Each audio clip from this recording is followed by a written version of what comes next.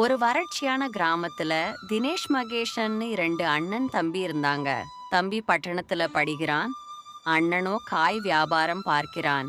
காலையானால் பட்டணத்தில் காய் வியாபாரம் விற்க சென்று விடுவான். மனைவியோ அங்குள்ள குளத்தில் தண்ணீரை எடுத்து வருவாள். ஒரு நாள் பட்டணத்திலிருந்து அவன் தம்பி வருகிறான். அவன் அண்ணன் அவனை அழைத்து வரும்போது வறட்சியான ஊரை பார்க்கிறான். அவன் அண்ணனிடம் கேட்கிறான். அண்ணா, ஏன் ஊரெல்லாம் வறட்சியா இருக்கு? அதுக்கு அவன் அண்ணன் வீட்டுக்கு போனதும் சொல்றேன்.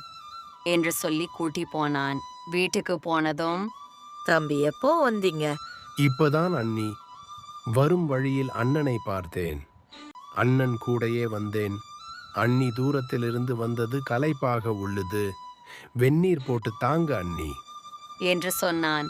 அதற்கு அவன் அண்ணன், ஊர் வறட்சியா இருந்த பார்த்து மாடா, வெந்நீர் போட்டு தர சொல்ற. வீட்டிற்கு வந்ததும் சொல்றேன்னு சொன்னீங்க. ஏன் ஊர் வறண்ட பூமியா இருக்கு? என்று சொன்னான்.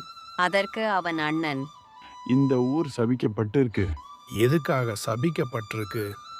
ஒரு மரத்துக்கு அடியில ஒரு முனிவர் மரத்திற்கு கீழே தியானம் செய்து கொண்டிருந்தார். ஊர் மக்கள் முனிவரை பார்த்து சூனியக்காரன் என்று அடித்தனர். அதில் கோபமடைந்த முனிவர், இப்போதிலிருந்து இந்த கிராமம் வறட்சியாக தான் இருக்கும். கோபத்தில் சாபத்தை விட்டார். அதனால் தான் கிராமம் வறட்சியாக இருக்கிறது என்று சொல்லிவிட்டு அவன் அங்கிருந்து சென்று விட்டான். தினேஷ் முனிவரை தேடி சென்றான். அங்குள்ள மரத்திற்கு கீழே தியானம் செய்து கொண்டிருந்ததை பார்த்தான். அவரை நோக்கி சென்றான். முனிவரையை கை கூட்டி வணங்கி, யாரோ செய்த தப்பிற்கு நாங்கள் என்ன செய்வோம்? என்று கை கூட்டி வணங்கினான். தப்பை ஒத்துக்கொண்டதால் முனிவர் சாபத்தை எடுத்துக்கொண்டார். ஊரும் செழிப்பாக மாறியது. நீதி: யாரையும் என்ன ஏது என்று விசாரிக்காமல் முடிவு செய்யக்கூடாது.